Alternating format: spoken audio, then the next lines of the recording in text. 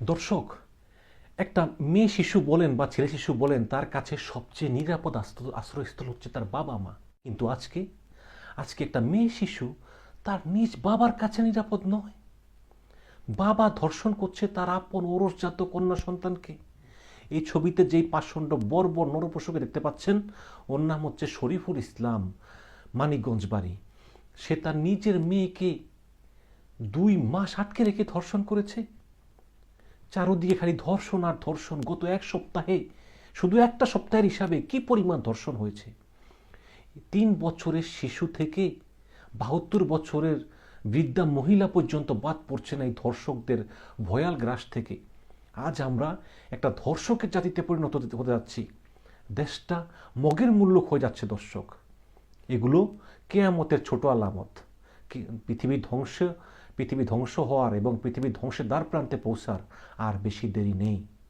এখন দেখুন, মেয়ে তার নিজ ঔরসজাত বাবার কাছে নিরাপদ না, নাতনি দাদার কাছে নিরাপদ না, পুত্রবধূ শ্বশুরের কাছে নিরাপদ না, ছাত্রী শিক্ষকের কাছে নিরাপদ না,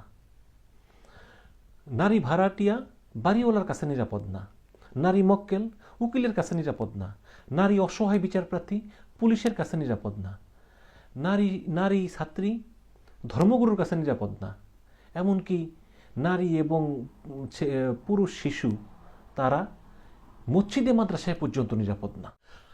হায় হায় হায় হায় হায়, কি একটা যুগে এসে পড়লাম!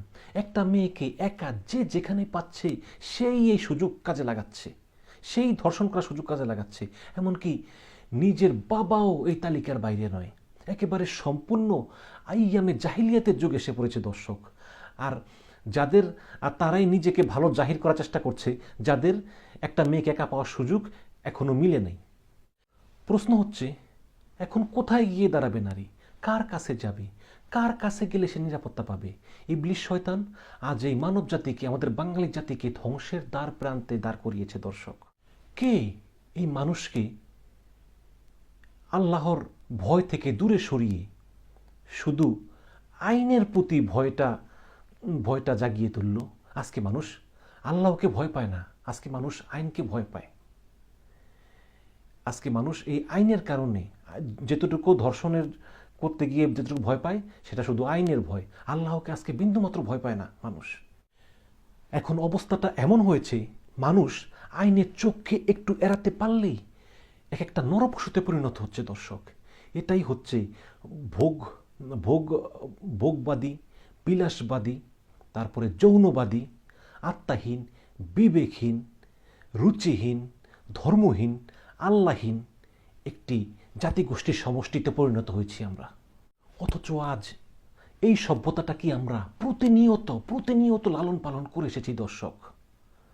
একটা অনেকেই বলে যে পতিতালয় স্থাপন করা হোক, এলাকায় পতিতালয় স্থাপন করলে ধর্ষণ কমে যাবে। এইটা কোনো কথা? ধিক্কার জানাই তাদের। একটা রিপুর আগ্রাসী বাড়িয়ে তুললে কোনো দিনই সেই রিপুকে পরে আর দমন করা যায় না দর্শক। যারা এই পতিতালয় স্থাপনের পক্ষে কথা বলে, তারাই আবার দেখি তারপরের দিন আবার নারী অধিকারের পক্ষে কথা বলে। কিন্তু তারা জানে না যে পতিতালয় স্থাপন করে, হাজার পতিতালয় স্থাপন করেও ধর্ষণ নিবৃত্ত করা সম্ভব নয়। ধর্ষণ নিবৃত্ত করার জন্য 2টা পথ। একটা হচ্ছে মানসিকতার পরিবর্তন ঘটানো, আর একটা হচ্ছে ইসলামিক জীবন বিধান কায়েম করা। আর যদি তা না হয়, তাহলে কোনো দিনই বাংলার বুক থেকে ধর্ষণ মুছবে না। সবাইকে ধন্যবাদ।